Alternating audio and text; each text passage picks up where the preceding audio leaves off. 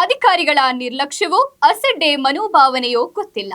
ಕಳೆದ ಹಲವು ವರ್ಷಗಳಿಂದ ಕುಡಿಯುವ ನೀರಿಗಾಗಿ ಅಳವಡಿಸಿದ ವಿದ್ಯುತ್ ಕಂಬಗಳು ಗಾಳಿ ಮಳೆಗೆ ಮುರಿದು ಬಿದ್ದರೂ ಎಚ್ಚೆತ್ತುಕೊಳ್ಳಬೇಕಾದ ಇಲಾಖೆ ಮಾತ್ರ ಮೌನ ವಹಿಸಿದೆ. ಹೌದು, ಚಳ್ಳಕೆರೆ ತಾಲೂಕಿನ ಚೌಡೂರು ಗ್ರಾಮದ ಕೆರೆಯಲ್ಲಿ ಕುಡಿಯುವ ನೀರಿಗಾಗಿ ಬೋರು ಕೊರೆಸಲಾಗಿತ್ತು. ವಿದ್ಯುತ್ ಸಂಪರ್ಕಕ್ಕಾಗಿ ಸುಮಾರು 25 ಕೆವಿ ನಿರಂತರ ವಿದ್ಯುತ್ ಪೆಟ್ಟಿಗೆಯನ್ನ ಅಳವಡಿಸಲಾಗಿತ್ತು.